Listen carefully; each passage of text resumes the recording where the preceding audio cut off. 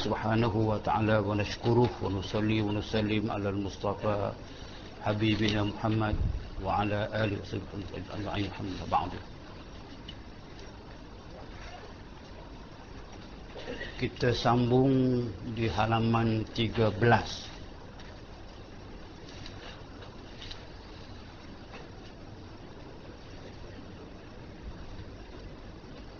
Kesimpulan yang telah kita pelajari pada kuliah yang lepas, bahawa sebelum daripada Allah Subhanahu wa taala nak memperdukan, nak mewajibkan salat sembahyang 5 waktu kepada Nabi Muhammad SAW, untuk disempurnakan oleh kita sekalian, diperlihatkan dahulu kepada baginda betapa malaikat-malaikat Allah telah melakukan ibadat-ibadat khusus yang diperlihatkan sepanjang perjalanan yang penuh barakah dari Masjid Aqsa, daripada Masjid Aqsa, Baitul Maqdis sampai kepada Baitul Ma'mur, sampai Sidratul Muntaha, yang diperlihatkan indahnya ibadah, indahnya qiyam,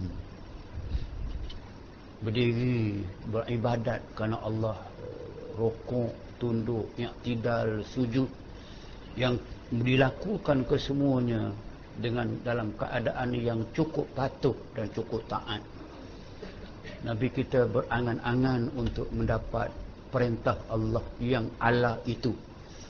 Akhirnya yang diniatkan itu baik, maka Allah makbulkan. Diwajibkan salat seperti mana cebisan salat itu. Dikhususkan malaikat langit yang pertama berdiri sahaja dengan tak tunduk, langit yang kedua rukuk sahaja dengan tidak qiyam, yang ketiga tidak sahaja, sampai akhirnya kita dapat perintah salat itu, tapi tidaklah dalam waktu yang lama, waktu yang sedikit, tapi boleh kita tambah kalau kita mampu, dengan rukuk lama-lama, sujud lama-lama. Cuma jangan tunggu lama-lama dipinang orang. Itulah yang kita pelajari dahulu, indahnya. Dan pada tiap-tiap suatu pergerakan salat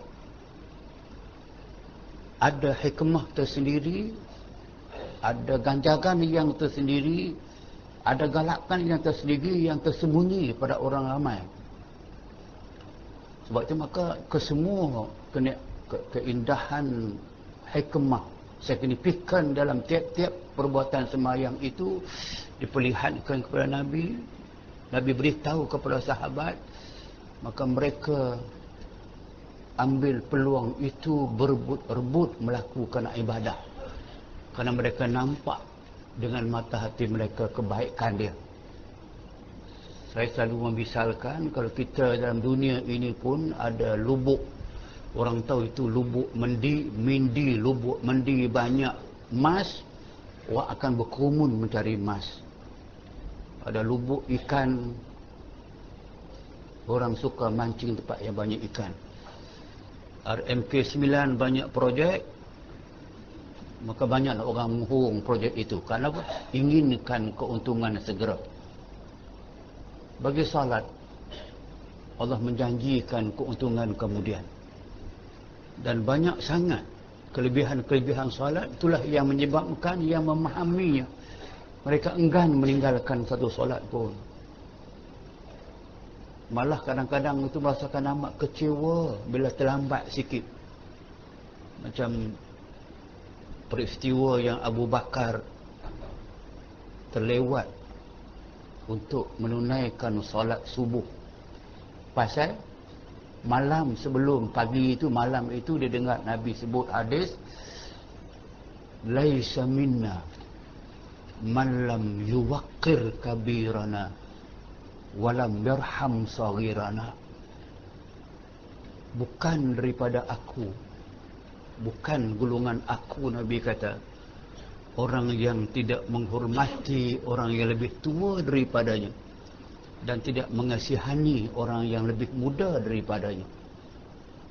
mendapat hadis itu malam, besoknya dia bangun nak pergi ke subuh, sembahyang subuh, dia dapati bahawa ada seorang tua di hadapannya berjalan subuh-subuh sunyi, tua, bongkok. Dia tidak berani nak melintas orang tua itu kerana takut tak termasuk dalam malam yuwaqir kabirana, tidak menghormati, tidak memberi penghormatan yang lebih tua. Dia ikut belakang, orang tu punya slow berjalan, dia ikut belakang, takut dikatakan tidak beradab. Sampai dekat dengan masjid, orang tua tu pusing tak semayang rupanya. Dia Yahudi rupanya, tapi dia telah terlambat untuk pergi berjamaah. Sampai sempat dia semayang hanya rakaat yang kedua. Sempat sahaja dia sebut dalam hati dia, alhamdulillah, aku sempat buat dua perkara. Aku menghormati orang tua, ikut hadis, dan sempat sembahyang dengan Nabi. Sampai atas itu sahaja Allah menukarkan kepada Nabi Muhammad sembahyang yang sebelumnya, tiap-tiap pergerakan kesemuanya Allahu Akbar. Angkat tangan, nak rokok, semua Allahu Akbar. Tapi pada pagi itu ditukarkan, bangun di rokok, Sami Allahu liman hamidah, Rabbana lakal hamd. Bila habis sembahyang, orang tanya, sahabat tanya, kenapa tukar daripada Allahu Akbar kepada Sami Allah liman hamidah? Nabi jawab, sebelum sembahyang tadi ada seorang hamba Allah telah memuji Allah Subhanahu wa taala kerana sempat dia buat dua kewajipan. Menghormati yang tua pun dia dapat, termasuk hadis malam, sembahyang dia dapat. Siapa orang itu ya Rasulullah? Abu Bakar As-Siddiq. Dia di depan sembahyang, tak tahu siapa datang ke belakang. Abu Bakar hanya menangis yang dalam hati dia itu. Allah tahu. Dan besar rakaman Sami Allahu liman hamidah. Allah mendengar yang memuji dia. Sebab begitu maknanya rintitan daripada awal. Malam ini kita nak lihat pula kepada pergerakan sembahyang itu, apa dia ganjaran dia yang digambarkan oleh para ulama yang muktabar, khasnya buku yang kita hadapi ini. Apa dia kata? Yang tengah-tengah, jika sudah kata tanda lah, bagi yang ke sebelah daripada bawah tu. Kata setengah hukama bahawasanya sembahyang itu menghimpunkan dalamnya 12,000 perkara. Hukama, kataan hukama plural daripada hakim. Hakim, cucu saya nama Hakim. Hakim maknanya orang yang bijaksana. Hukama, orang-orang yang bijaksana dalam agama. Apa dia kata? Dalam dihimpunkan dalam sembahyang itu 12,000 perkara. Perkara dia merujukkan kepada pahala.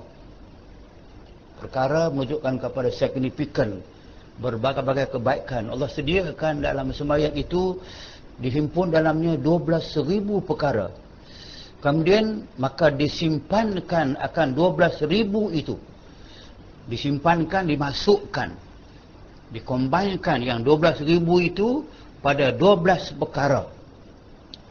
12,000 pahala itu disebarkan, dihimpunkan, dikumpulkan dalam 12 perkara yang kita amal dalam sembahyang. Pergerakan 12 sembahyang itu, satu pergerakan menggambarkan 1,000 pahala. 12 pergerakan menggambarkan 12,000 pahala. Apa dia? Barang siapa berkehendak sembahyang yang sempurna, sembahyang yang betul, maka tak dapat tiada daripada mengetahui dan mengerjakan 12 perkara itu. Kalau kita tahu dah, memang ada rukun semayang, ada tuntutan khas dalam semayang kita kena buat. Tapi nak menggambarkan bukan sebarang, bukan bila kita angkat tangan, kita rukuk, semakin lama kita rukuk, kita sujud, semakin lama kita sujud, kesemuanya memaparkan suatu hikmah yang tersembunyi, yang kita tidak tahu secara khusus. Sebab kerana Islam dengan rukun-rukunnya ini dia banyak yang dikatakan ruhaniat, benar-benar ruhani. Macam pahala, memang kita tak tahu. Tak tahu pun apa dia pahala, mereka kena tahu ialah ganjaran. Ganjaran apa? Ganjaran yang Allah berikan kepada kita. Mengapa besar sangat? Senang jawab. Kalau anda melakukan suatu kebaikan kepada seorang insan yang amat kaya, amat pemurah, gunting rambut dia pun dia bayar 10,000. Seorang tukang jahit berjumpa dengan saya baru ni, dia diminta untuk menyediakan satu baju batik kepada seorang sultan yang kaya. Dia buat,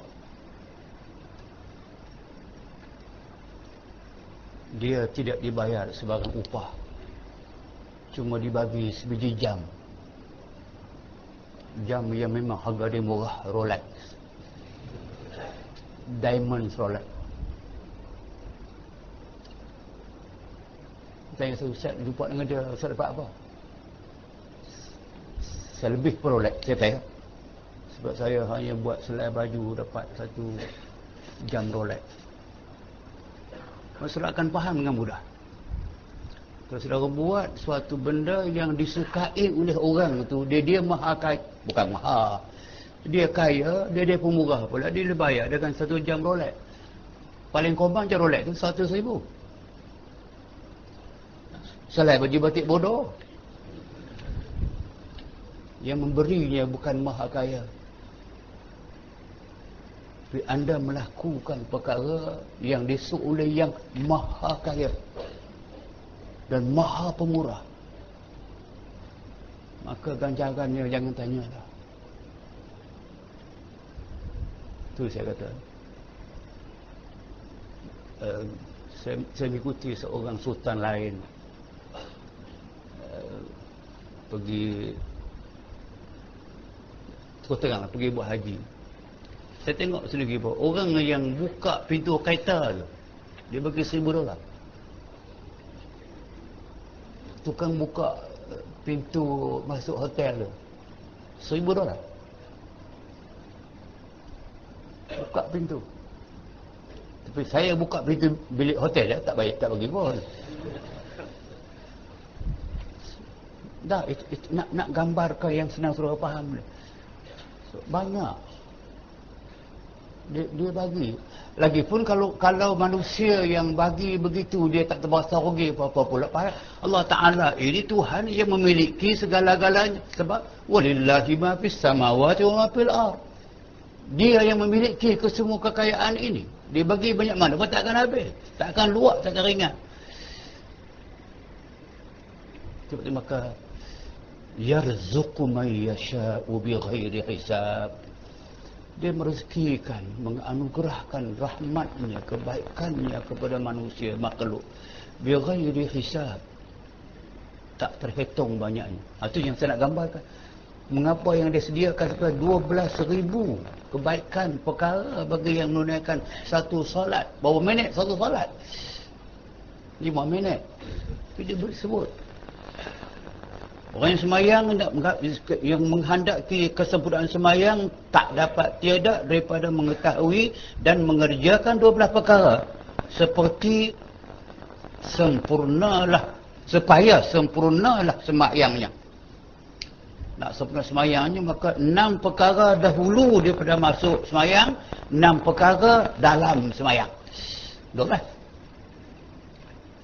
Kalau 12 perkara ini kita pelihara, kita buat dalam semayang, 6 perkara kena buat, sempurnakan sebelum semayang, 6 perkara dalam semayang. So 6 campur 6, 12. So 12 perkara kita buat itu ganjarannya 12,000 ganjaran. Apa dia? Senang saja. Pertama, ilmu. Kerana sembahyang kena ada ilmu tentang sembahyang, dan kita mengaji lah. Di dahulu kita mengaji Syarhus Salikin, sekarang kita mengajarkan Minyatul Musalli, ini kita belajar sembahyang. So tidak ada masalah, sebab saya tidak keberatan untuk membaca kitab untuk mengulang hal sembahyang, kerana dia kita buat tiap-tiap hari. Kita cek tiap-tiap hari mana yang silap, mana yang kurang, kita tambah. Yang sempurna alhamdulillah yakin. Kalau kita baca, kita dapat ilmu ini sama dengan ilmu yang telah saya pelajari lama dah. Alhamdulillah, confirm. Kalau ada benda yang kurang, saya nak tambah. Pasal saya nak dapatkan kesempurnaan sembahyang tadi. Sebelum sembahyang 6 perkara kena penuhi, dalam sembahyang 6 perkara penuhi. Jika saya penuhi 12 perkara ini, Allah menjanjikan ada 12,000 pahala yang disediakan.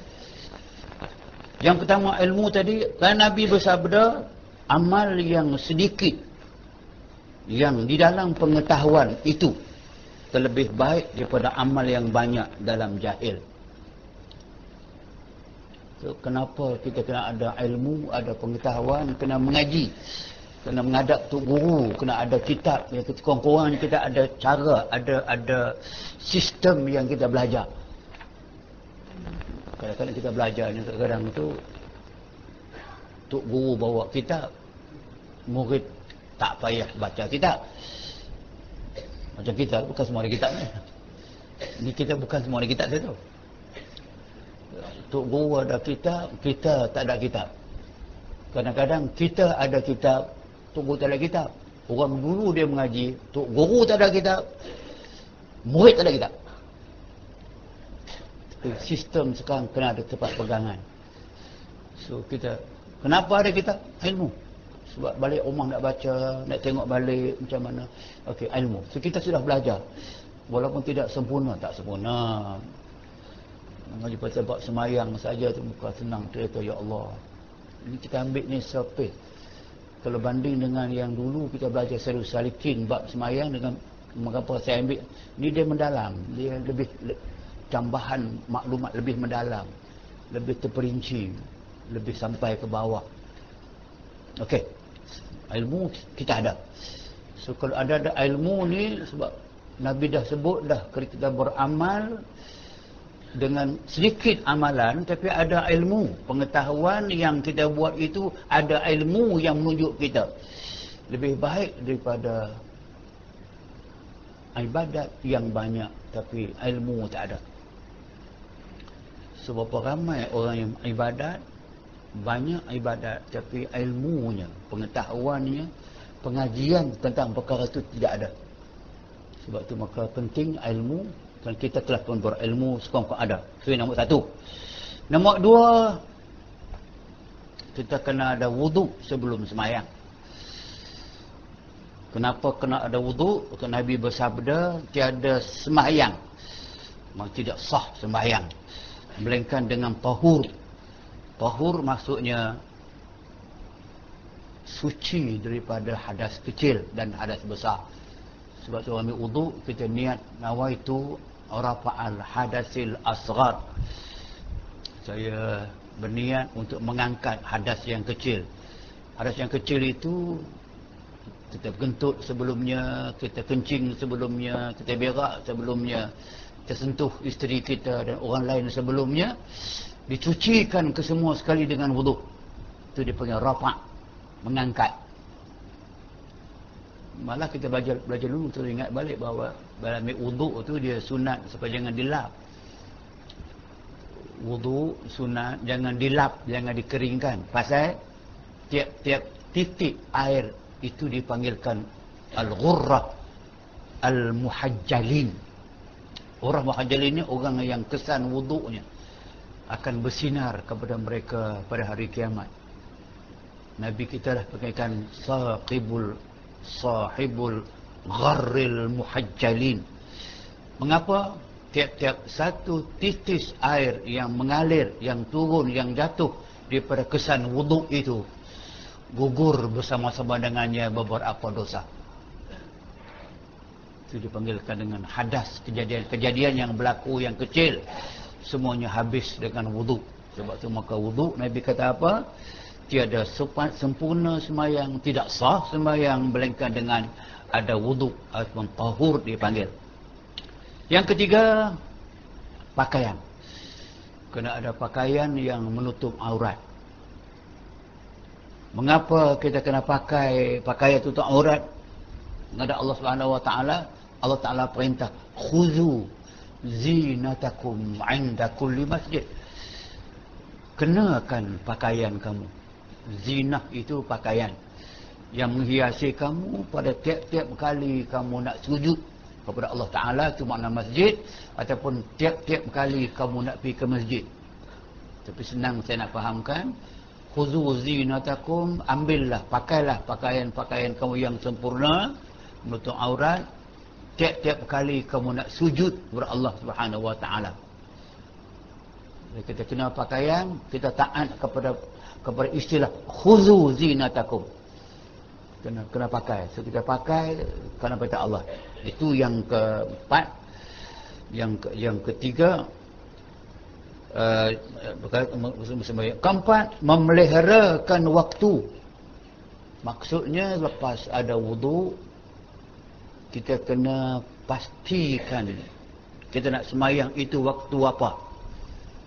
So kerja memastikan waktu ini termasuk pergi tengok matahari,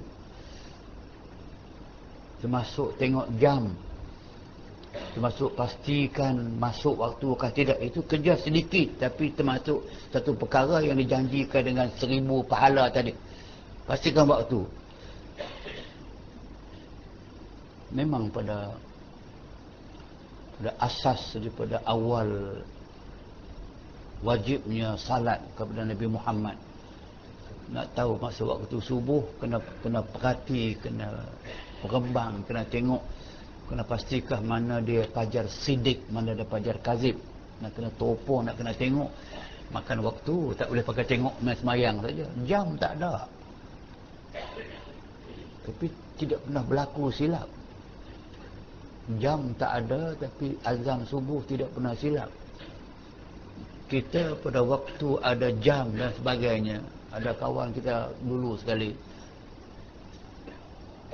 dia bangun azan pukul 4 pagi, tutuh dah, as-salatu khairum minan naum, bertabuh habis orang.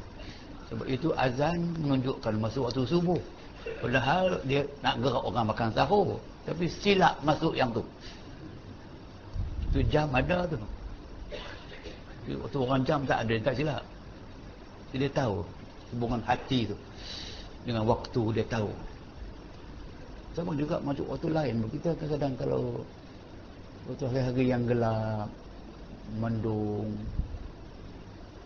tak tahu tu waktu jatuh matahari tu bila jatuh tu.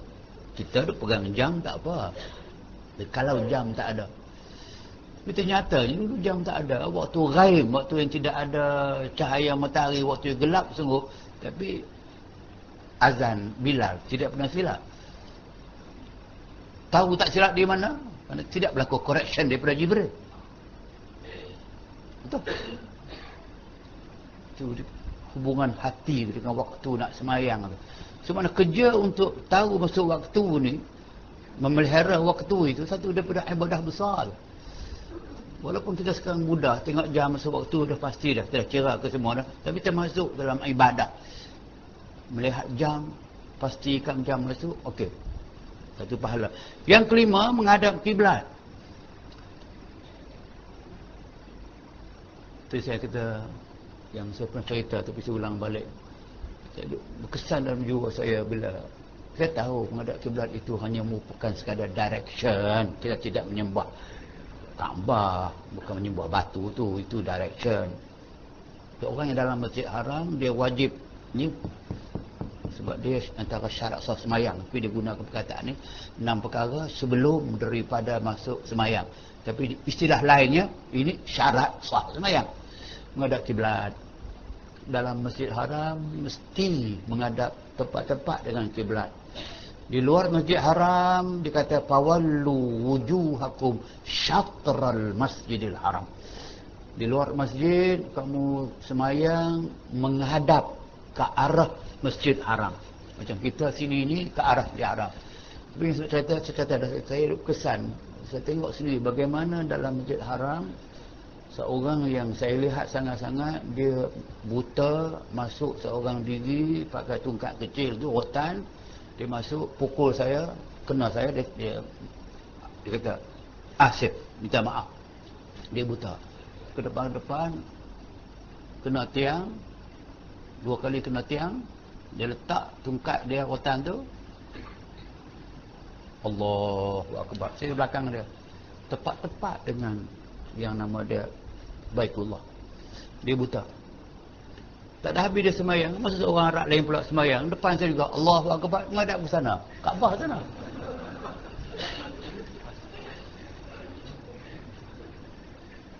Sepengajakan. Saya bangun pergi dekat dia, pergi betulkan dia. Dia buat gitu je. Saya di belakang dia, saya tahu Kaabah sana tu, dia ke sini menghadap. Kenapa orang buta yang totally buta dia boleh menghadap Kaabah, tepat-tepat kena dengan Kaabah, dan orang yang matanya cukup cerah terang dan sebagainya tak betul dengan Kaabah, kita betulkan dia buat itu. Itu dia hidayah. Seorang dia buta mata zahir tapi terang mata batin. Seorang lagi sayang, dia terang mata zahir, dia kelam mata batin. Pernah berjumpa satu peristiwa lain. Saya duduk di hotel Qasrul Qamar. Qasrul Qamar ini jalan keajian dengan keajah di sini. Bolang dia. Satu hari kita berjumpa dengan dua orang, seorang laki-laki semayang dengan perempuan dia. Dia pergi semayang di luar masjid, dia ikut dinding masjid. Kalau dinding masjid dia kata dalamnya Kaabah, dia menghadap masjid. Tak, dia betul ikut dinding masjid tu. No, tutup betul dengan ma'lah, kubuk. Tapi kalau Syiah, saya faham. Tak, dia bukan Syiah. Saya tahu, lepas tu dia cakap Arab Mesir, saya tahu. Sebesar-besar tu masjid, semayang tak kena. Ni ilmu masalah. Sebab tu dia kata kena ketahui ni, kelima menghadap kiblat tu. 2 patah aja, tapi nak sampai ilmu tu bukan senang. Kita sekarang orang tolong sampai kepada ada jam kiblat. Sampai tu ada.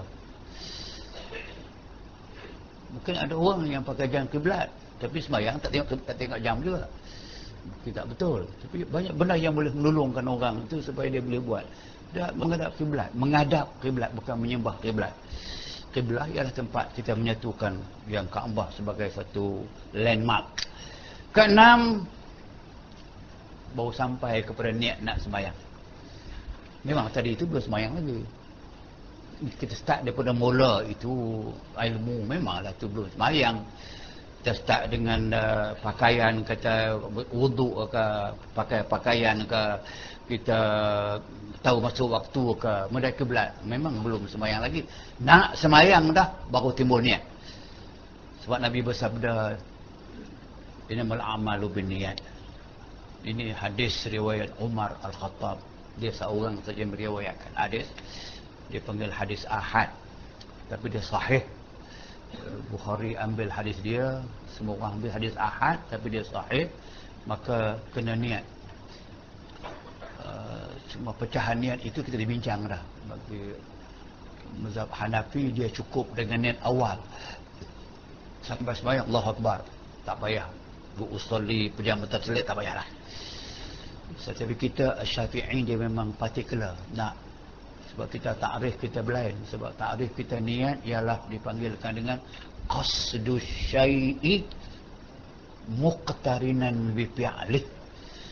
Kita jazam, kita qasad, kita niat putus nak melakukan satu ibadat, terus diikuti dengan perbuatan ibadat. Itu dipanggil niat dalam kita. Sebab tu maka bila kita berniat, bila kita pergi atas, bila itu imam dah Allah, kita pun Allahu Akbar, itu niat kita muqtarinan bi fi'li, diikuti, disusuli dengan perbuatan ibadat. Sebab kita kena niat mula. Niat. Atau niat itu pun bukan suatu lintasan, suatu percikan daripada suatu azam yang lekat dalam diri kita nak melakukan suatu ibadat kerana Allah Subhanahu Wa Taala. Sikit saja, tak berat mana pun. Kita tengok ganjaran dia. 1000 menunggu ganjaran. Baru kita niat. Itu maknanya 6 perkara kena ada sebelum 6. Okey. Ketujuhnya, kita masuk terus kepada rukun sembahyang dah. 7 ini dia masuk dalam nombor 2 dalam rukun sembahyang, tapi dalam konteks ini dia ambil daripada awal. Dia tak pisahkan, walaupun kita kata syarat wajib sembahyang, syarat sah sembahyang ada 6 perkara. Satu sahaja yang kita miss, maka miss ke semua sembahyang. Maksudnya tidak sah sembahyang. Contoh dia, kalau kita miss satu daripada 6, apa dia miss? Miss sembahyang dengan tidak ada wuduk. Itu dah yang berkata tak ada wuduk, la salah bi ghairi tahur. Tak ada sembahyang, macam tak sembahyang lah tanpa wuduk. Maknanya kalau tinggal satu saja, sama dengan tinggal rukun. Dalam rukun sembahyang katakan salat, dalam salat itu ada Fatihah. Kita tak baca Fatihah, kita bukan masbuk, bukan muwafiq. Sembahyang seorang diri misalnya lah. Sebab kalau masbuk ada hujah mengatakan imam baca, dia pakai baca dia lah. Tak apa, ambil yang tak muwafiq, kita sembahyang seorang. Tinggal Fatihah, tinggal rukun. Semua sembahyang la salata liman lam yaqra bi Fatihatil kitab. Tidak sempurna sembahyang, tidak sah sembahyang dengan tidak membaca Fatihah kitab. Walaupun baca Fatihah pula, baca silap satu syaddah itu pula, lingkup Fatihah itu pula, maka sembahyang semua lingkup. Itu dia yang dikatakan ambil ke semua sekali. Tadi semua diambil. Yang ketujuh, takbir ihram. Sebab Nabi bersabda, tahrimuha at-takbir wa tahliluha at-taslim. Sembahyang itu dia bermula dengan dipanggilkan dengan takbiratul ihram. Dengan takbir itu maka haramlah kepada kita melakukan perbuatan-perbuatan selain daripada perbuatan sembahyang. Kalau perbuatan sebelum sembahyang apa dia? Boleh minum, boleh bersiul, boleh bersembang. Bila mari sembahyang tak boleh dah. Sebab dia haram dah. Sebelum sembahyang boleh makan, boleh minum. Bila takbir tak boleh makan, tak boleh sembahyang dah. Dah haram dah. Sampailah kepada akhir. Ke-8, berdiri. Sebab Allah Ta'ala menyebut qumu lillahi qanitin. Berdiri betul dalam sembahyang itu kerana tu setiap pergerakan kita tu ada perintah Allah yang khusus. Niat ada hadis. Dilihat kepada berdiri betul ada hadis. Takbir ihram ada hadis. Kalau berdiri tadi Allah berfirman waqumu lillahi qanitin. Dan berdirilah kamu kerana Allah sebagai suatu ibadah yang khusyuk, taat kepadanya. Ke-9, baca Quran. Maksudnya Fatihah.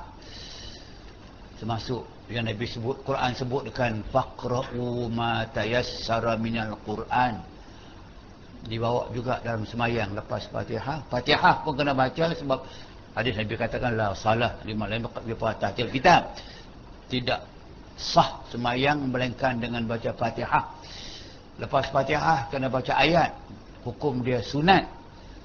Dia hukum dia sunat, boleh tinggal. Tapi kalau ada peluang, mengapa tinggal? Sebab dia ada ganjaran.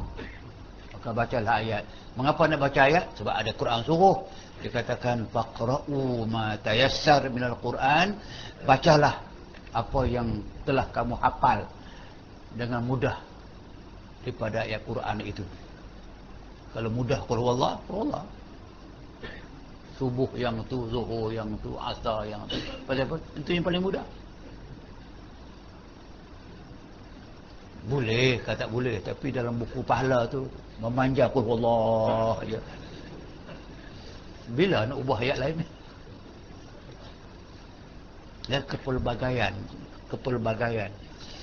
Sebab Nabi baca banyak kepelbagaian.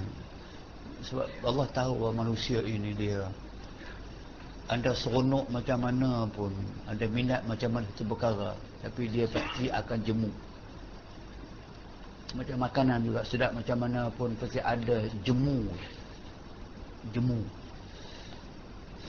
Bacaan pun. Sebab tu walaupun jelas Nabi menyebut afdalul zikri fa'lam annahu la ilaha illallah. Zikir yang lebih afdal, yang lebih baik sekali kamu zikir la ilaha illallah, la ilaha illallah. Tapi Nabi juga zikir yang lain, sahabat juga zikir yang lain daripada itu. Kenapa ambil yang lain pula dia afdalul zikri? Jawapan dia, kalaupun dia ada kelebihan tapi datang jemu, kejemuan, bukan jemuan binatang. Bila jemu dia buat ibadat dengan jemu, dia mengurangkan pahala. Macam satu ayat Allah sebut,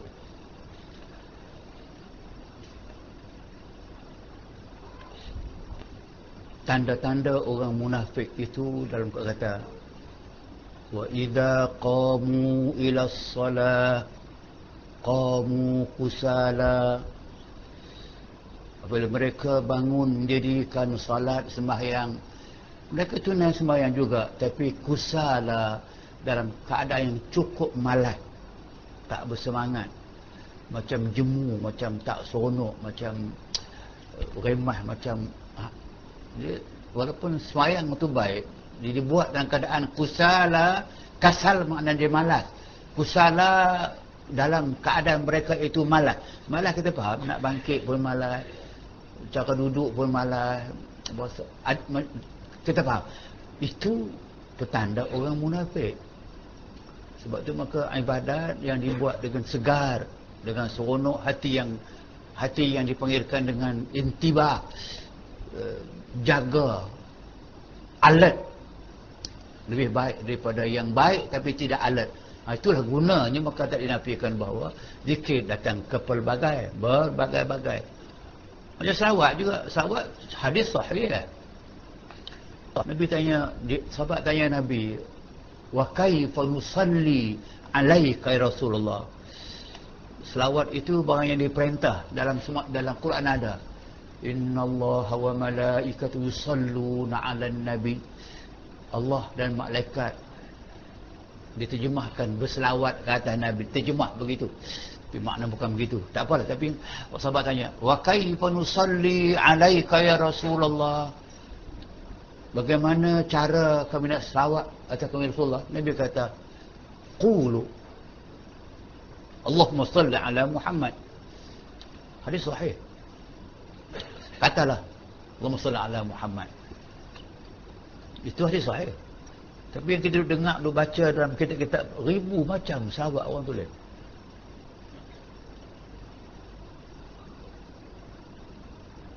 Boleh. Yang pentingnya selawat itu nak menggambarkan kita mengasihi, menyintai, menyanjung Rasulullah SAW. Itu datang selawat munjiyah, selawat tafrijiyah, selawat syifa, selawat kasyifaz zunun, selawat nurul anwar. Itu yang dalam banyak tiga selawat. Memang sama dengan memuji Allah. Memuji Allah, Allah ajar dah. Alhamdulillahi rabbil alamin. Dan kita puji Allah Ta'ala. Itu yang tiba-tiba seorang sahabat di hadapan Nabi yang dia tidak sedar Nabi di belakang dia, mengangkat tangan kepada Allah Subhanahu wa Ta'ala dengan menyebut, ya man khaliqu kulli syai'in fil wujud Ya man ya'lamu adada qataratil amtar wa ya'lamu adad rimalis sahra wa ya'ma tuhitul bihar wa ya'lamu tasqutu min awraqis syajar. Panjang, cantik bahasa. Ya Allah, Engkau sahajalah Tuhan yang menjadikan segala-gala dalam wujud ini. Engkau sahaja yang mengetahui bilangan biji-biji hujan yang turun dari langit ke atas bumi. Kamu sahaja ya Allah yang mengetahui bilangan biji pasir di pasir-pasir padang pasir. Kamu tahu bilangan makhluk-makhluk yang berada dalam lautan, yang dilihat tak dilihat. Dia puji Allah. Nabi sebut sampai habis. Dia memuji Allah Subhanahu wa taala. Tapi tidak masuk sepatah pun alhamdulillah rabbil alamin. Dia puji. Habis kesemuanya. Dia sedar Nabi di belakang dia. Dia berhenti berdoa. Nabi meminta daripada penyimpan harta Islam, Hanzalah As-Saifi, pemegang kunci perbadaan negara, berikan kepada aku 1 uncang duit emas dinar. Diberi kepada baginda. Baginda pergi hadiah kepada orang yang berdoa memuji Allah tadi. Dia terima. Nabi tanya, tahukah kamu mengapa aku berikan hadiah ini kepadamu? Aku tahu. Dia kata, aku tahu. Ana bihi ilmun. Kenapa? Dia kata, liqarabati bika ya Rasulullah. Kerana aku ini, bahasa kini, kroni kamu.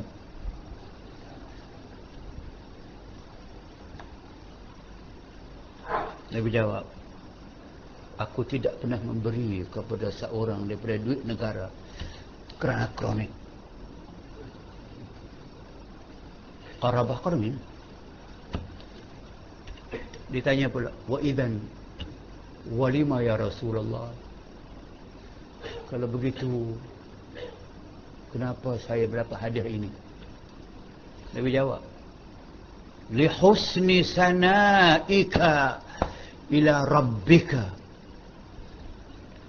Kerana cantik sangat bahasa kamu dan pandai sangat susunan kamu memuji Allah Subhanahu wa taala, aku hadiahkan kepadamu.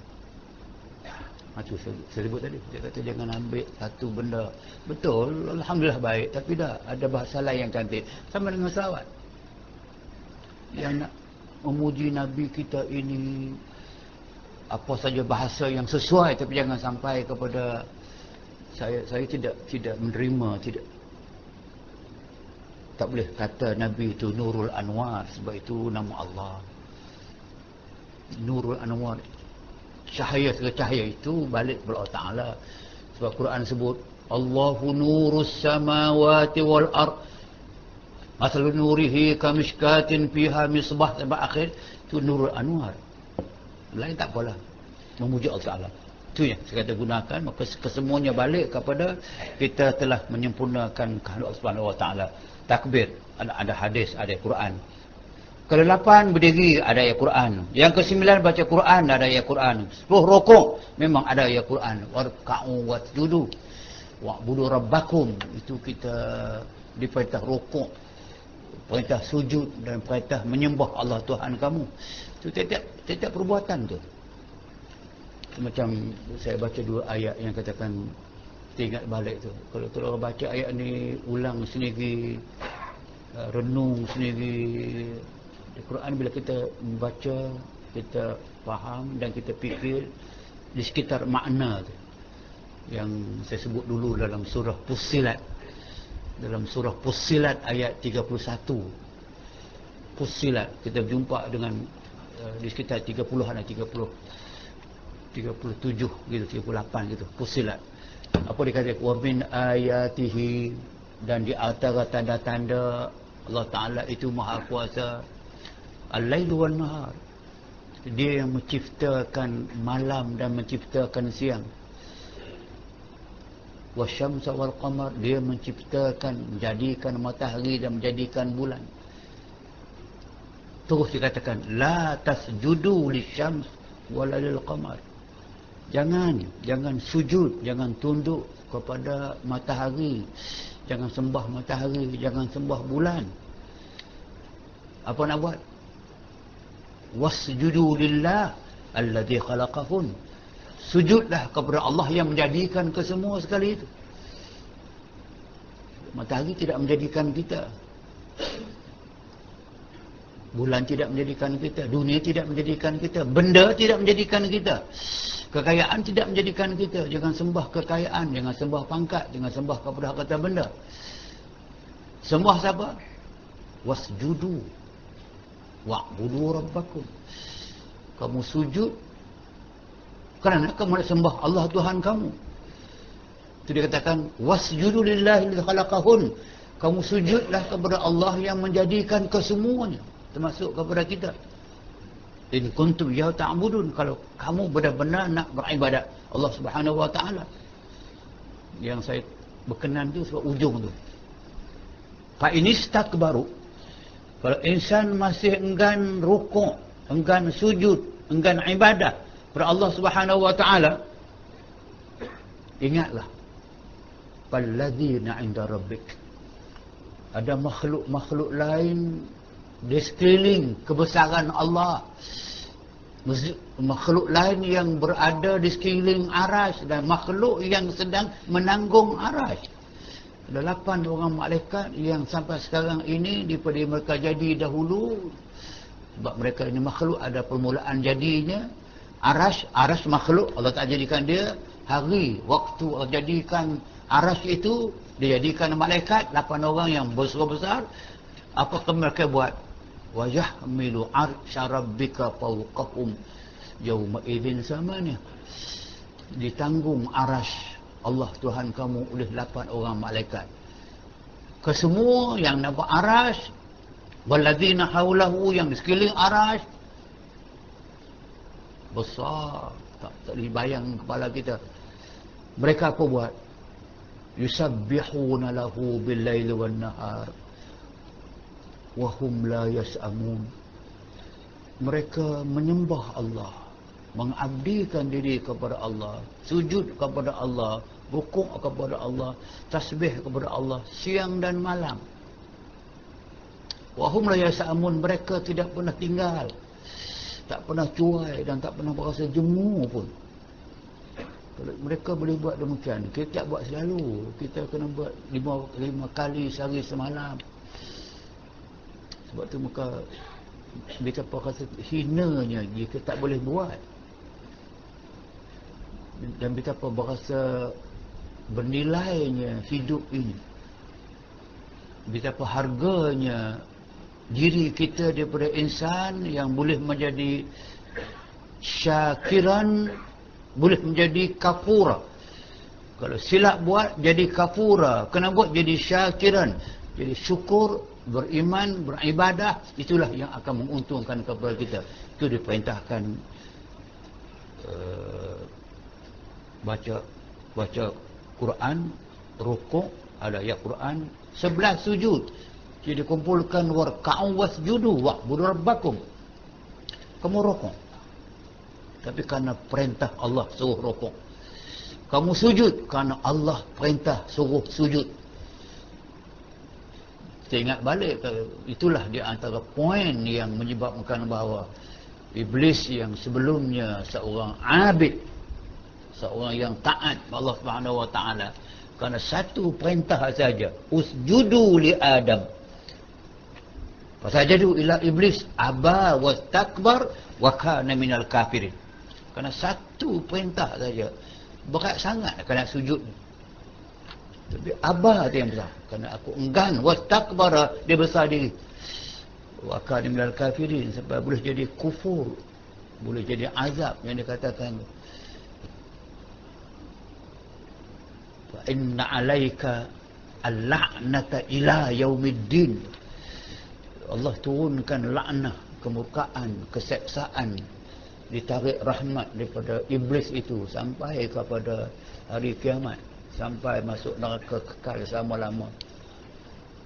Pulang modal kah dengan takabur kita itu? Takabur ni senang dipaham dengan perkataan ego. Pulang modal kena ego kita ni, kena nak melawan perintah. Pulang modal kah kalau kita kena laknat macam iblis sampai hari kiamat? Padahal bila kita taat Allah Ta'ala bukan teruk terang mana pun. Sama kata iman dengan kufur, bukan jauh beza sangat pun. Iman, ya, ada tuntutan iman. Kalau kufur, ada tuntutan kufur. Tuntutan kena melawan. Lawan. Dia melawan Allah Ta'ala saja, tak pulang modal. Itu saya kata, bila kita belajar mengapa yang tu rokok, suruh sujud itu, nak menandakan kita taat. Kita tunduk itu bukan tunduk kerana perbuatan fizikal sangat, tapi hati itu. Hati yang tunduk itu kepada badan yang tunduk. Tunduk kepada siapa? Wa'bud rabbaka hatta ya'tiyakal yaqin. Kamu sembah Tuhan kamu sampai datang kepada kamu mati. Sampai mati kalau boleh. Itu yang saya katakan bahawa ke-10 rukuk, ke-11 sujud, ke-12 tasyahud akhir, duduk tasyahud akhir. Sujud 2 kali, ke-12 duduk tasyahud akhir. Itu dikumpulkan jadi kesemuanya, termasuk di antaranya rukun syarat-syarat sah semayang 6 sebelumnya, termasuk rukun semayang secara umumnya yang dikaitkan ke semua pergerakan salat itu ada sandaran, ada ayat khusus Al-Quran dan disusun begitu rupa oleh Jibril. Jibril dapat perintah Allah Ta'ala buat macam ni, maka mereka sebagai ataupun malaikat sebagai perantara antara manusia Allah Ta'ala, mereka mengajar kita salat seperti yang sekarang ini hasil daripada perintah Allah Subhanahu Wa Ta'ala. Adapun ilmu itu atas 3 wajah. Tadi yang mula balik semula kepada halaman yang atas, baris yang ke-10 sebelum tu. 1, 2, 3, 4, 5, 6, 7, 8. Tu pertama ilmu tu. Adapun ilmu itu atas 3 wajah, 3 bentuk. Pertama, bahawa diketahui fardu daripada sunat. Itu yang katakan ilmu tadi. Ilmu dalam semayang ini, tuan-tuan kena tahu yang buat ini mana yang fardu rukun. Nak kata fardu itu ialah rukun yang mesti dibuat. Mana yang bukan rukun, mana yang wajib, mana yang sunat. Ilmu dalam kes semayang ini, setidak-tidaknya kita mengetahui yang apa buat ini niat, niat fardu, niat tuntutan awal, niat adalah rukun. Takbir rukun, tapi angkat tangan ni dia tak masuk. Kena beza. Orang boleh semayang dengan Allahu Akbar dengan tidak bergerak tangan. Apa? Kita masalah mengapa yang tak mengangkat tangan saja. Ini masalah. Walaupun kecil, walaupun dia bukan wajib, tapi dia terkandung dalam satu perbuatan yang antara membezakan ini wajib, rukun, ini sunat. Sunat ada 2, kita belajar dah. Ada sunat, nama ada sunat muakkad ataupun disebutkan dengan sunat hai'ah, ataupun disebut juga dengan sunat ab'ad pun dia panggil. Kenapa ab'ad? Setengah daripada wajib. Sunat hai'ah, sunat biasa yang tidak termasuk sebahagian daripada yang wajib. Kena tahu itu, kena ini sunat, ini wajib. Kerana bahawasanya sembahyang itu tiada sah melainkan diketahui akan kaifiatnya. So, kaifiah sembahyang itu ialah bentuk zahir sembahyang, itu kaifiat. Mereka betul kaifiah. Takbir itu satu daripada kaifiah. Pegang tangan di antara dada dengan perut. Ada hadis, ada perbuatan yang Nabi pernah sembahyang pegang dada, ada. Tak ada, tak ada masalah, memang ada. Nabi pegang tengah pun ada. Tapi tidak pernah ada Nabi pegang cekak pinggang. Dan pernah Nabi lepas tangan. Sebab nak berikan satu flexibility. Yang jangan kongkong, jangan tak ada guna dia. Sebab kita pegang, kalau orang buat sini pun jangan larang dia, ada sunnah. Pegang bawah sini pun ada sunnah. Atas daripada perut, bawah daripada dada. Sedanglah. Itu tak masalah. Itu dia kata kena tahu mana yang sunat, mana yang bukan sunat. Tidak sah mereka ketahui akan kaifiatnya sembahyang macam mana, kena tahu. Itu yang pertama. Keduanya diketahui barang yang ada pada wuduknya daripada fardu dan sunat. Sembahyang pun kena tahu. Wuduk kena tahu, yang ini rukun. Ini sunat. Basuh tangan, komor, masuk air dalam hidung, itu sunat. Saya tahu. Basuh muka, itu rukun. Pasal Quran kata, ya ayyuhalladzina amanu idza qumtum ila shalah faghsilu wujuhakum. Wahai orang-orang yang beriman, kalau kamu bangun daripada tidur, lena nak menunaikan sembahyang, maka ambil wuduk dahulu. Wuduk ambil macam mana? Quran sebut detail, faghsilu wujuhakum.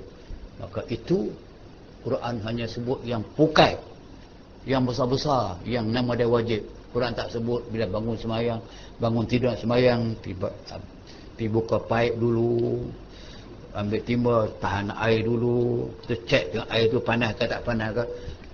Kalau Quran kita lagu tu beratlah kita. Dia ambil yang core, yang ringan itu Nabi, hadis.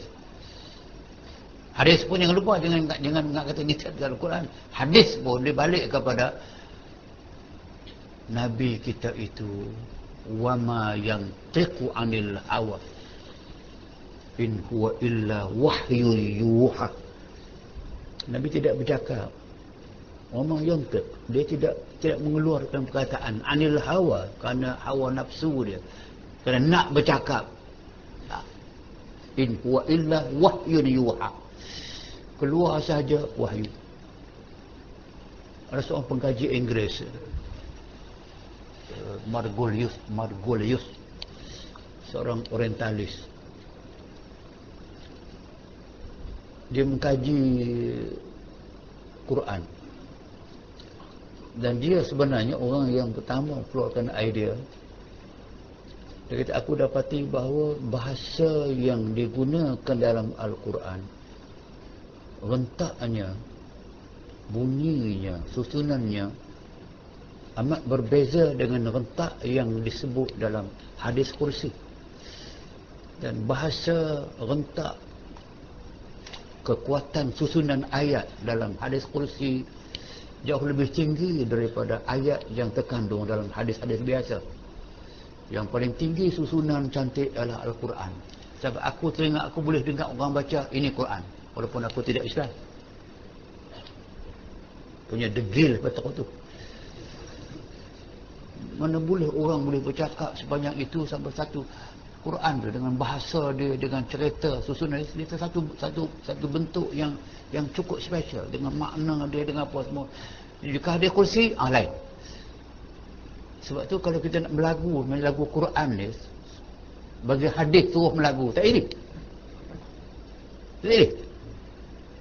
Macam hadis Nabi, tushikul umamu an tatada'a alaikum kama tada'al akalatu ala qas'atiha. Canggung. Sebab dia hadis, dia kursi ni. Dia bukan Quran. Al-Quran datang mana? Wa ma Muhammadun illa rasulun qad khalat min qablihi ar-rusul. Untak dia.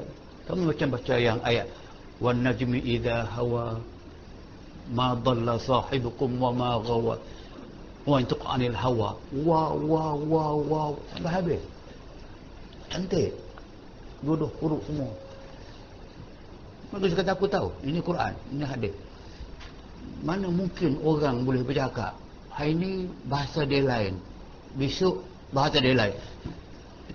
Kalau bahasa saya takkan berubah. Itulah bahasa Perlis campur Kuala Lumpur. Itu indah itu saya kata, bukan kerja manusia. Sebab tu wama yantiq, dia tidak bercakap. Anil hawa, daripada kira dia ataupun hawa nafsu. In huwa illa wahyu yuha. Dia wahyu. Bila dia wahyu yang kontrol Allah Taala. Ini Quran tak berubah. Ini hadis kursi, dia time tak berubah. 3 kotak. Ini hadis biasa tak berubah. Tapi mana ada orang yang boleh berlaku bercakap sepanjang hidup dia bercakap setelah jadi Nabi. Orang tidak berjumpa dengan satu pun kesalahan dalam cakap-cakap dia. Baik Quran, baik hadis kursi, baik hadis biasa. Salah di mana? Grammar. Mana boleh? Hatta kalau profesor bahasa tu sampai keluar sekarang undang-undang dia orang bahasa. Itu indah itu saya kata, bukan kerja manusia. Sebab tu wama yantiq, dia tidak bercakap. Anil hawa, daripada kira dia ataupun hawa nafsu. In huwa illa wahyu yuha. Dia wahyu. Bila dia wahyu yang kontrol Allah Taala. Ini Quran tak berubah.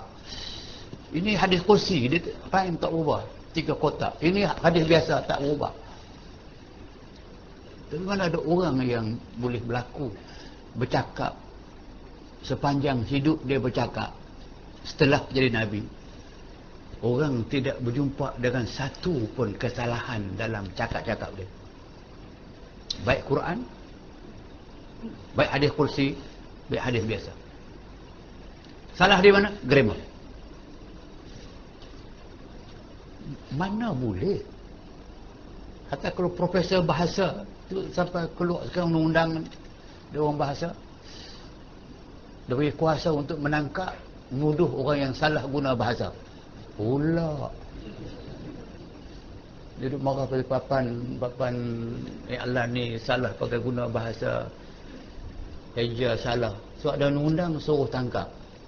Salah bahasa tangkap. Tapi bila salah melakukan yang haram, yang melanggar, yang baca Quran salah, siapa nak tangkap? Oh, Quran yang betul baca salah, tak apa. Bahasa Melayu baca buat salah, kena tangkap. Apa kono dia? Itu. Saya ingat poin, mana mungkin kalau hatta Quran sebuah itu pun tak pernah ada correction. Tidak pernah ada sebahagian correction Al-Quran daripada mula keluar mulut Nabi terus tulis sampai buat mushaf sampai hari ini. Orang tidak pernah berjumpa a single mistake. Mungkin tak? Ada nak kata ada cara orang yang pakar bahasa ke, hatta Shakespeare pun dalam buku dia pun banyak menunjukkan ni silap. Grammatically ada yang silap, arrangement ayat silap. Bukan Quran, hadis Nabi itu pun. Sekarang pakar bahasa, dulu pakar bahasa banyak, tak ditunjuk. Itu yang saya kata, saya gunakan logik tu. Kalau kita menulis sebuah tesis tu kita buat, kalau tu dah buat PhD, kita dah layak buat PhD kerana kita ikut pengajian daripada first degree, second degree dah. Kita buat PhD itu pula kita buat di bawah bimbingan seorang profesor yang memang andal di bidang itu. Bila kita buat bidang itu, kita menulis pula, kita tulis itu pula. Kadang nak dapat satu muka tu sebulan tu. Balik, semak balik, tukar ayat balik, rojok balik, tukar balik, rojok balik, tukar balik. Dan kita buat ke semua, elok daripada kita elok lah. Hantar ke supervisor. Saya kena baling, saya punya cerita pertama saya beberapa kali. Saya punya profesor tu memang dia jenis angin sikit. Orang masih tahu lah, Syekh Abu Zahra. Saya dapat penghormatan buat PhD di Syekh Abu Zahra, ulama yang cukup terkenal. Campak sabar. Kita dah buat dah, dia tengok dah. Dia pun memang orang tanda tengok dah. Siap dah. Tapi dia meninggal sebelum saya siap. Jadi saya berganti dengan yang baru. Kawan dia, sebaya dengan dia. Sebab dia ada wasiat kat saya. Itulah dia karamah. Dia kata, ma'adhunsh, khalis ma'ak. Aku tak fikir aku boleh habis dengan kamu. Kita biasa kita katakan, tawil umraka, Allah panjang umur kamu, uskut. 3 hari meninggal. Terus dia meninggal, saya sempat dia katakan, kalau aku tak selesaikan, ambil kawan aku nama Syekh Mauzim Ma'ani. Meninggal. Saya 23 dah. Jumpa dengan siapa, dia tak menang. Dia sebut dekat aku, kalau apa-apa jadi kat aku, hang tengok budak Malaysia tu. Tak apalah, dia nak cerita ni, dia punya straight begitu, buat dengan dia, paisa balik. Bila pergi Baiba, akhir Baiba depan orang ramai tu, Syekh Alisai ni seorang ulama yang cukup terbilang. Dia kata, aku salute kepada budak, dia dah talib ni, pelajar Malaysia, nama dia Harun. Aku salute kerana dia telah berusaha menulis buku ini, tesis ini, dengan menggunakan kebolehan dia, kebijaksanaan dia, dengan tak minta tolong kepada orang. Aku yakin dia buat sendiri buat tolong kerana dalamnya banyak sangat salah pada muka. Merah pada muka Syekh saya.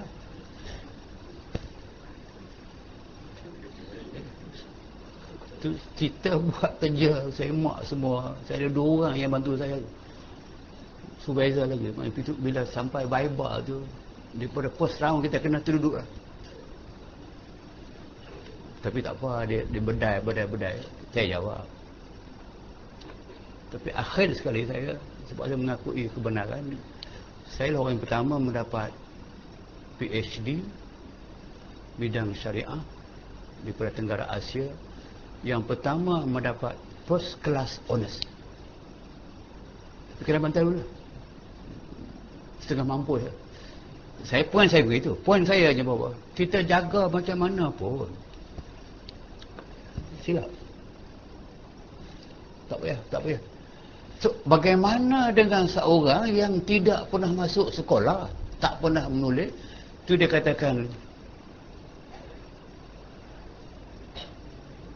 ma kunta tatlu min qablihi min kitab wala tahuttuhu biyaminik idzan lartabal mubtilun. Wahai Muhammad, wahai kamu sekalian, fikir, Muhammad tidak pernah membaca sebarang Alkitab. Ma kunta tatlu, kamu wahai Muhammad tidak pernah baca min kitab, apa sahaja buku yang orang tulis ke, kamu tak pernah pegang, kamu tak pernah baca. Wala tahuttuhu biyaminik, tangan kamu tidak pernah pegang pen, dan kamu tidak pernah menulis satu patah perkataan pun. Kalau kamu pernah membaca kitab, pernah menulis sebagian perkataan, lartabal mubtilun, orang akan ragu Quran ini mungkin kamu buat. Kamu tak pernah baca kitab dan kamu tidak pernah menulis, kamu ummi, kamu buta huruf, kamu keluarkan Quran dengan mulut sekaligus, tulis, tak berjumpa dengan sepatah pun silap sampai hari ini. Apalah tu'minun, masih tak mau beriman lagi kah? Mana mungkin? Itu baru cakap pasal bahasa, pasal grammar. Ni ada kawan saya duduk belajar bahasa Arab di sini. Tu nampak bahasa Arab. Seorang mahagu ajak depa dekat 2 tahun dah, masih belum boleh cakap Arab.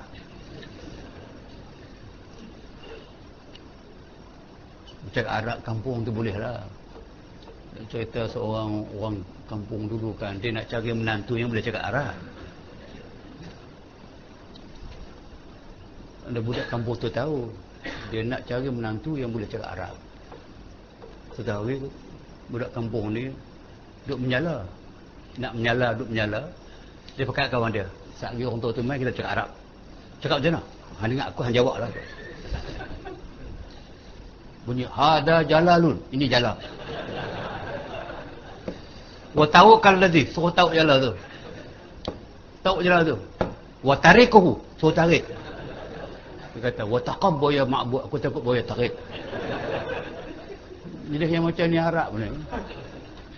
Orang tu dengar, oi, pandai cakap Arab.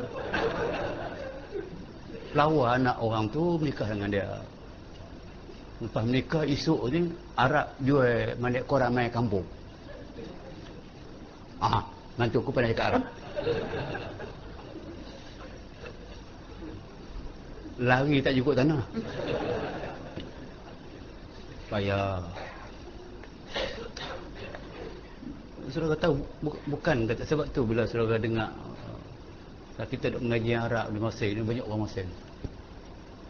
Profesor pergi duk ceramah kita tu, dia banyak gunakan bahasa pasar. Nak mengelak daripada ikatan bahasa yang silap sebut, silap baris, silap makna. Ya.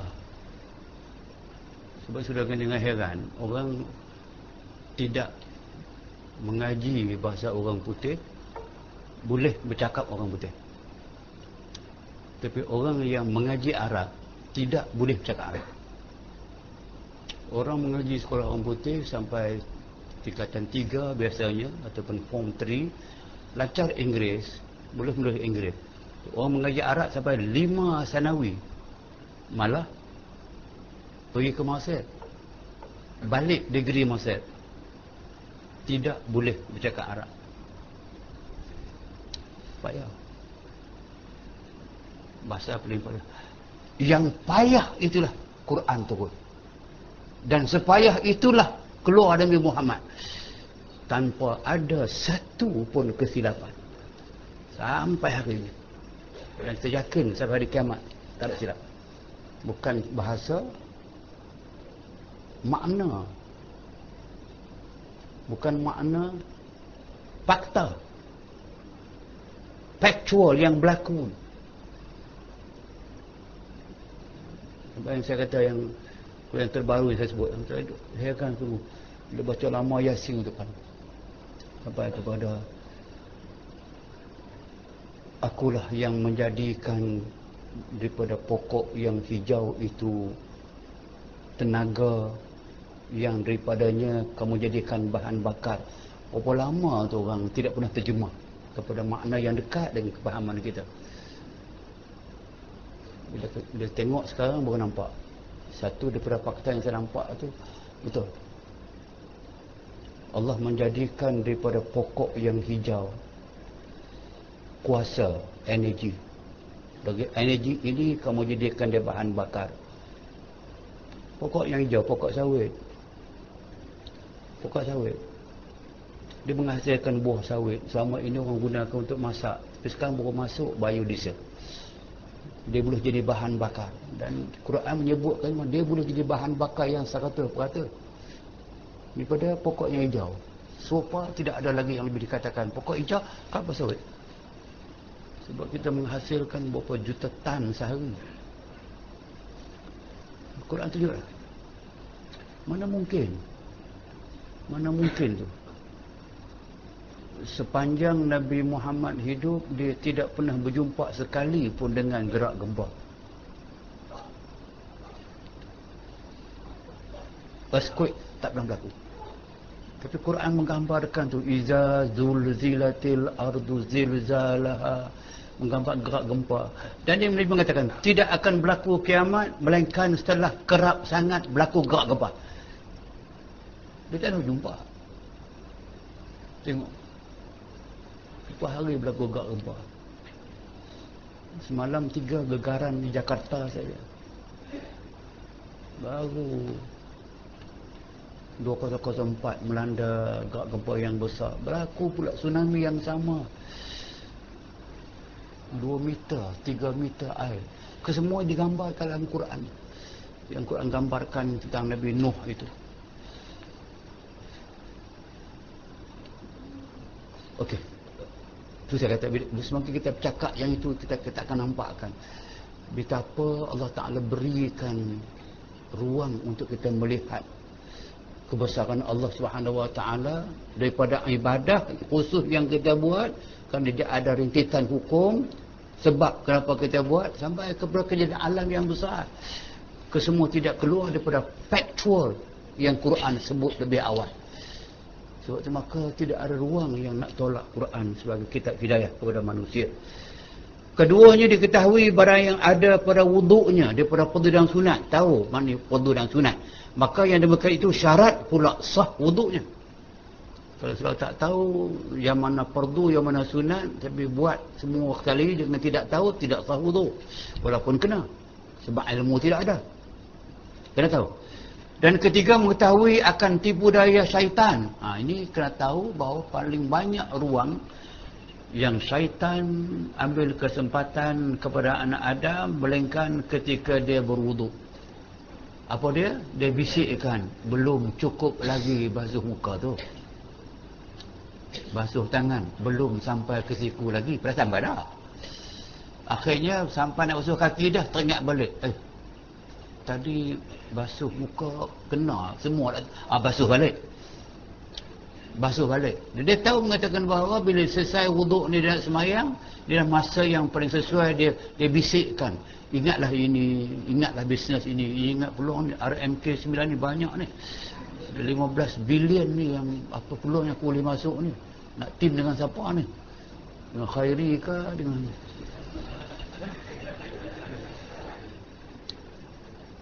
sebelum semayang tak teringat. Semayang dia masuk. Ada layan saja ke? Itu timbul waswas. Itu kena tahu tu. Itu syaitan masuk. Supaya dapat ia menjauh akan dia. Jauh. Sebab tu kita baca dulu auzubillah, membaca Quran auzubilnas. Boleh baca tapi elok jangan didengarkan kepada orang. Boleh baca Quran auzubilnas, malikin nas. Boleh baca kerana kita minta ni ada hujah. Tapi jangan baca kuat. Jika baca kuat pula dia jadi macam seolah-olahnya ayat itu dibaca sebelum dia pada sembahyang. Itu jadi masalah. Mengelakkan masalah itu maka jangan kuat bacalah. Pasal apa? Ni syaitan nak kacau kita dalam sembahyang. Nak jauhkan maka boleh baca. Adapun kesempurnaannya wuduk itu hendaklah dikerjakan 3 perkara. Nak tahu sempurna wuduk tu kena tahu pula, kena kerjakan 3 perkara. Pertama, engkau sucikan hati daripada khianat dan hasad dan buruk. Maknanya kita ambil wuduk tu, di samping kita nak cuci anggota zahir. Tapi kena tahu bahawa tujuan daripada menyucikan anggota zahir, semua zahir. Sebab tu tidak ada tuntutan dalam wuduk itu basuh tengah belakang. Atau basuh paha, atau basuh betih, basuh lutut, basuh perut. Pasal yang itu bukan zahir. Apa yang zahir? Muka. Basuh. Yang zahir tangan. Sampai siku memang banyak orang pakai baju tangan sekerat. Basuh telinga, basuh sapu tengkuk memang yang zahir. Kaki memang kaki zahir. Tapi di samping kita diperintah menyucikan anggota zahir itu, yang lebih utama suci anggota batin. Apa dia? Tu. Cucikan hati daripada khianat. Jangan ada dalam diri kita nak khianat kepada orang. Khianat. Banyaklah nama khianat ni. Kalau tahu. Khianat yang besar, jangan khianat amanah Allah Subhanahu wa taala. Apa dia amanah yang besar? Wa ma khalaqtul jinna wal insa illa liya'budun. Aku tak jadikan jin dan manusia melainkan mereka tunduk ibadah kepada aku. Itu amanah paling besar. Sebab jangan khianat. Kalau kita tidak sembah Allah, kita khianat amanah itu. Bila kita berkahwin, Allah Ta'ala amanah kita dengan isteri kita. Allah kurniakan anak, kita amanah dengan anak kita. Kurniakan harta, amanah harta. Kurniakan pangkat, amanah kepada pangkat. Kurnia kawan yang baik, amanah Allah. Itu semua kena jaga. Kena jaga amanah. Jika tak jaga amanah, dia panggil khianah. Hasad. Kita fahamlah. Apa dia hasad? Hasad ialah berangan-angan. Berangan-angan supaya nikmat yang orang itu punyai ditarik balik. Tamanna zawalun ni'mati minal ghair. Kita tak senang hati dengan kesenangan dia. Itu khianat. Itu hasad. Itu hasad. Kita tengok dia kaya sangat, biar dia bankrupt. Itu kira hasad. Berangan-angan bahawa. Sebab tu dalam ayat Quran tadi dia katakan, wa min syarri hasidin idza hasad. Minta jauhkan daripada si hasad bila dia melakukan hasad. Hasid itu dia simpan dalam dada dia perkataan hasad. Bila dia lakukan yang dia hasad itu yang teruk. Sebab tu kita kena faham mengatakan bahawa hasad ini penyakit hati. Jangan ada rasa macam surat layang, buat fitnah, menyebut keburukan orang sedangkan dia tidak buruk. Itu termasuk.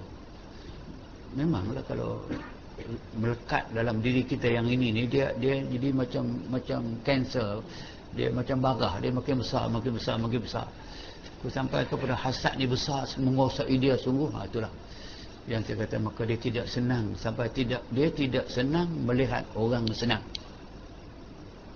Ini buh ni kebencian. Kita benci kat orang. Tak, kita kena buang. Sampai kalau Quran menyebut tu yang dikatakan wala yajrimannakum syana'anu qaumin ala alla ta'dilu i'dilu huwa aqrab littaqwa. Jangan semata-mata kerana kamu membenci seseorang, kamu membenci satu kaum, kamu tak suka golongan itu, parti itu pun tak adil gitu. Alla ta'dilu, kamu buat yang tidak adil kepada mereka. Jangan kerana kemarahan, kebencian, tak suka kamu tak adil. I'dilu, kamu kena adil. Aqrab li taqwa, dia cukup dekat dengan takwa. Saya berkenan satu daripada episod sejarah. Sayyidina Umar menjadi khalifah. Berlaku perang zaman dia banyak kali. Dan peperangan itu dihadiri oleh Umar dan anak Umar, Abdullah. Dan dihadiri oleh Usamah dan bapa Usamah, Usamah bin Zaid. Lepas perang, Umar kekayaan melimpah ruah sebab Yarmouk sudah dibuka. Bila Umar membahagikan harta rampasan perang, sampai kepada giliran Usamah bin Zaid.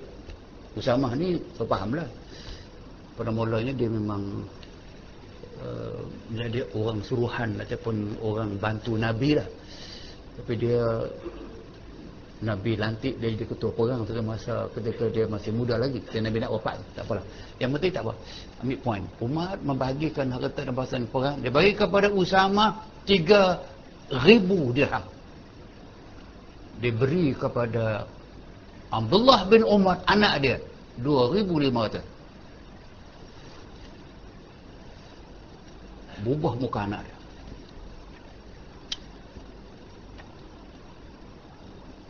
Wahai bapa, tidak ada suatu peperangan yang bapa aku masuk perang melainkan bapa Usamah masuk perang. Dan tidak ada peperangan yang aku masuk perang, Usamah masuk perang. Kami sama-sama. Bapa aku, kamu perang sama dengan bapa dia, Zaid, sama. Aku sama dengan dia. Mengapa aku dibezakan? 2,500 berikan kepadaku, aku anakmu, dan beri kepada Usamah 3,000 dirham. Bapa jawab, sadaqta ya bunai. Betul. Poin kamu betul. Aku perang, Zaid perang sama. Kamu perang, Usamah perang sama.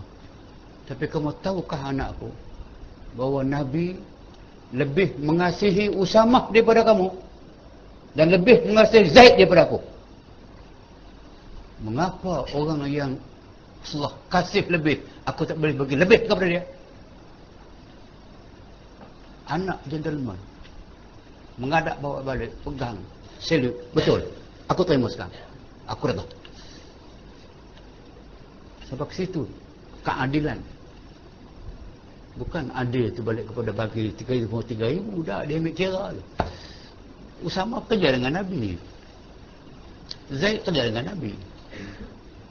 Sebab tu bila dia tahu mengatakan Nabi lebih sayang kepada orang tu, dia bagi lebih kepada orang tu. Walaupun anak dia dapat sedikit. Tu nak jaga punya keadilan tu.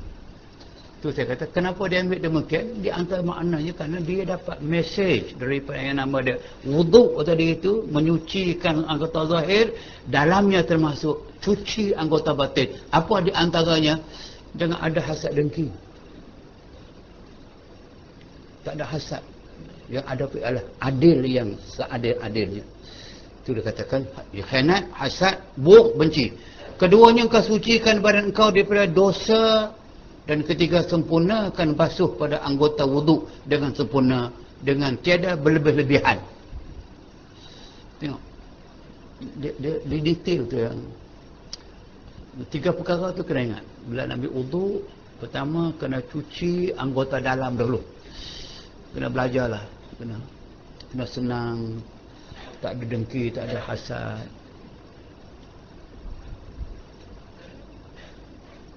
Cuci anggota luar dengan basuh tadi.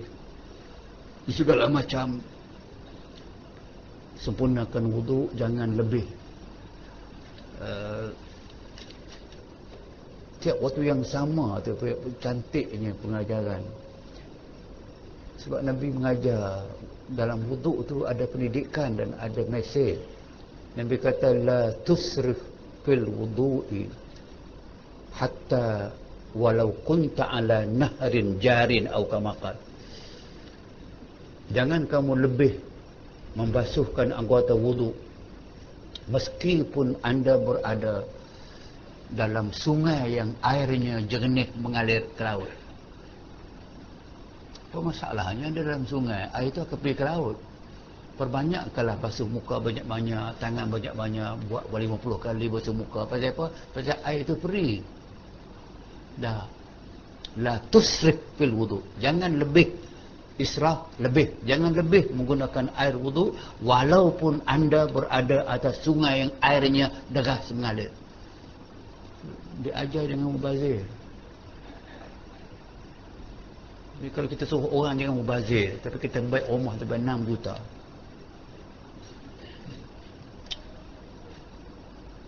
Macam mana? Takkan rumah yang baru siap, takkan sampai nak renovate 6 juta. Kena contoh balik ya Allah. Contoh Rasulullah zaman sahabat, tengok rumah macam mana. Apa kurang Nabi kita tu? Waqad utiyat mafatihud dunia. Dia diberikan anak kunci kekayaan dunia ni. Kamu nak apa? Tapi dah tak mubazir, cakap serupa bikin. Itu yang kita belajar daripada wuduk aja. Jangan mubazir. Buat, jangan mubazir. Okey, sebab tu dia katakan adapun pakaian itu maka sempurnanya dengan tiga perkara pula. Tadi kita cakap kesempurnaan wuduk. Ni lepas wuduk kita kena pakai pakaian. Kenapa pakai tutup aurat? Tutup aurat dia nak sembahyang. Kalau saya teringat kadang-kadang, teringat. Kalau manusia dia sanggup membuka aurat dia di hadapan mata orang, depan orang ramai. Depan orang dia buka. Dia seorang macam mana agak-agak?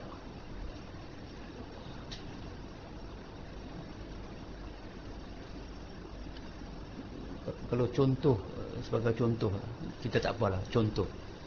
Nabi kita SAW,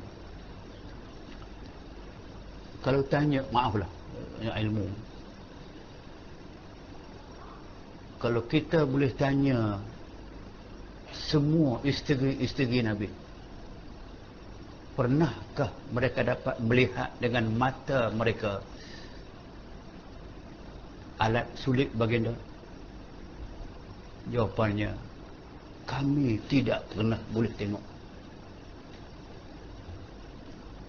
Walaupun hukum dia boleh. walladzina hum li furujihim hafizun illa ala azwajihim aw ma malakat aymanuhum. Orang-orang yang beriman itu yang menjaga alat-alat sulib ini daripada orang lain, melainkan kepada isteri mereka dan hamba sahaya mereka. Tapi Nabi lebih daripada itu, isteri dia tidak pernah boleh melihat, jauh sekali memegang. Akhlak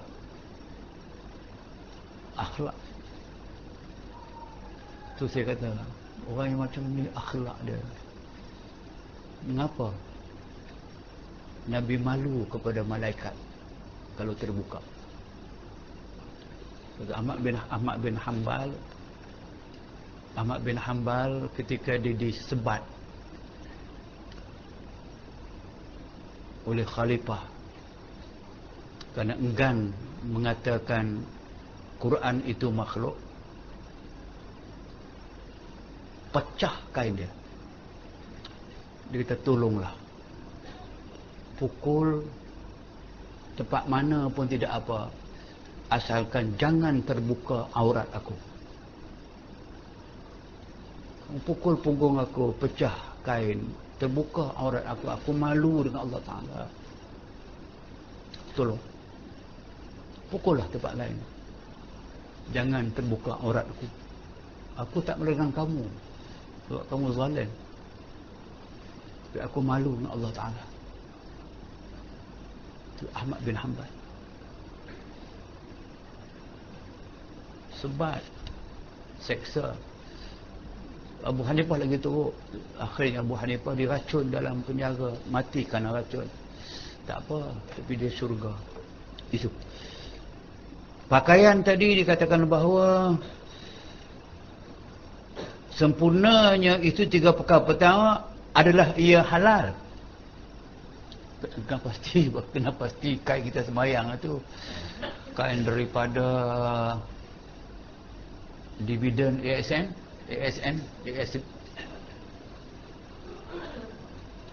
dividen daripada saham yang jelas dia un-Islamic, ataupun daripada fixed deposit. Ya, kena perhati sebab tak apalah, bukan kata tak boleh lah, tapi kena boleh juga apa nak buat. Tapi bila nak semayang ni, jangan ada kain tu, sebab kain yang tidak halal, sebab kita beli daripada orang. Sama lah pergi ke Mekah ke ibadat, sebab kita nak buat kerana Allah Ta'ala ni. Tak apa, pastikan. Untuk saya yang saya paling susah hati sekali, saya tak pernah beli kain ni dah 50-60 tahun dah, umur 60 tahun sekarang. Tak nak beli kebanyakan kain orang bagi. Tapi yang saya susah hati tu, nak bagi kain tu, Ustaz ni saya ikhlas bagi kain untuk Ustaz pakai semayang. Allah, takut ada kain yang tak pakai semayang. Yang bagi sudahlah, kenapa syarat lagu tu? Baiklah tu, baik dah lah tu. Ustaz sebagai kain pelekat ni untuk Ustaz pakai semayang.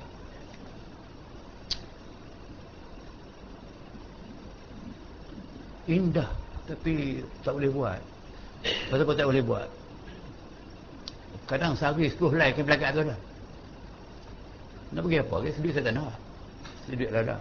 Pergi kain. Itu saya kata, tapi dia halal. Tapi tak tahu pula dia hang beli kain aku, hang beli kain duit mana ni. Aku nak tanya pula. Sabar. Yalah, kita nak belajar. Saya pun nak belajar. Nak belajar, nak ikhlas kepada Allah, ikhlas dalam amalan. Nak memohon dengan hati yang ikhlas Allah Ta'ala kalau boleh. Ketika banyak orang mengharapkan dan sebagainya, naklah yang lebih, yang pasti, yang ini halal, ini tak boleh, ini boleh, kena buat. Ni kita jumpa lah, lama jumpa. Sampai dalam disebut, sampai kerjakan nak tutup aurat semayang, nak pakai. Okey, dalam pakaian ada 3 perkara. Yang pertama, kena pastikan bahawa dia itu benar-benar adalah halal. Yang keduanya, suci. Suci ni bagi maksud saya lah, kalau terkena najis, kotor, kencing anak, cucu dan sebagainya, kena pastikan. Sebab tu kan semayang ni dia kena semayang, dia akan campur kalau boleh lah. Kalau kita ada kemudahan itu, pastikan dia suci daripada najis yang tidak dimaafkan. Kita tahu dah apa yang dimaafkan, tak dimaafkan. Yang tak dimaafkan, yang kita nampak dengan mata, macam kena taik ke, kena ayat kencing ke, kena darah ke, kena nanah ke, itu tak cuci lah. Yang dimaafkan pada dia macam sedikit kena darah nyamuk, sedikit saja. Sama juga dengan lubang. Kalau lubang kecil dimaafkan, lubang ukok kretek tu, ukok gudang garam tu, memang dia berlubang kain selalu. Lubang yang kecil dimaafkan, lubang yang besar tak dimaafkan. Kecil besar itu ukok macam mana? Ukok nyamuk. Nyamuk masuk tak? Kalau telus nyamuk, dia besar. Itu dia dimaafkan. Darah nyamuk, maksudnya darah sebesar nyamuk lebih kurang tu lah.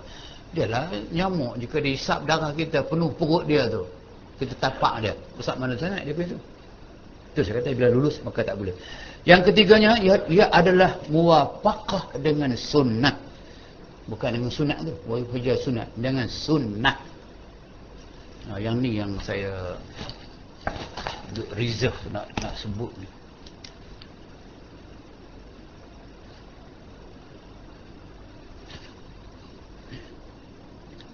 Adalah sabit bahawa pakaian ni ada yang sunnah, ada yang tidak sunnah. Sabit yang Nabi pakai adalah sunnah. Bukan dikarenakan dengan orang Arab pakai. Sebelum Nabi pakai, memang orang Arab pakai pakaian itu. Bila Nabi dah ambil, gunakan supaya, maka dia tetap sunnah. Tapi kalau ada mana-mana orang, walaupun hakim, nak mengatakan itu bukan sunnah, dia berlawanan dengan hukum yang diketahui secara darurah. Ma'ulim minad-din bid-darurah. Benda yang kita faham, wa ma ataakumur rasulu fakhudhu. Quran kata apa yang Nabi buat, nama sunnah itu yang Nabi sebut dengan mulut dia, Nabi buat dengan perbuatan dia, dan Nabi diamkan apa yang orang buat di hadapan dia, semua sunnah. Apa yang Nabi buat? Nabi pakai sorban. Sorban macam mana? Ada dekat saya gambar. Yang sabit tu gambar sorban Nabi. Dia balut. Yang hijau tu. Ada gambar sorban Nabi, sabit. Yang pakat pun sabit. Dia nak menafikan sorban itu bukan Nabi pakai. Itu yang tak kenal. Lagipun siapa orang ni nak kata ini bukan sunnah? Who are you? So, kita merendahkan, kita telah menafikan satu fakta hukum yang cukup jelas. Dia sunnah. Oh, perkara kecil. Anda sudah perkecilkan sunnah. Ada maksud kedua lah. Anda sudah memperkecilkan perkara sunnah. Yang nama sunnah ini tak ada kecil. Jangan perkecilkan sugi itu. Dia semulia-mulia makhluk Allah, sesempurna makhluk Allah. Mungkin kecil pada Nabi, amat besar kepada kita. Tambah yang Nabi tak pernah tinggal. Sahabat hanya nampak rambut Nabi hanya semasa buat haji, kerana diharamkan tutup kepala. Itu baru mereka nampak. Yang dikatakan rambutnya hitam dan ada beberapa helai uban yang tak sampai 10 helai jika nak dimilang. Jadi dia tutup. Tutup macam mana? Tengok kitab sunnah. Ada kitab Syama'il Al-Muhammadiyah. Ada kitab. Cukup detail. Sorban dia macam mana, baju dia macam mana, kasut dia macam mana. Saya nampak dengan mata.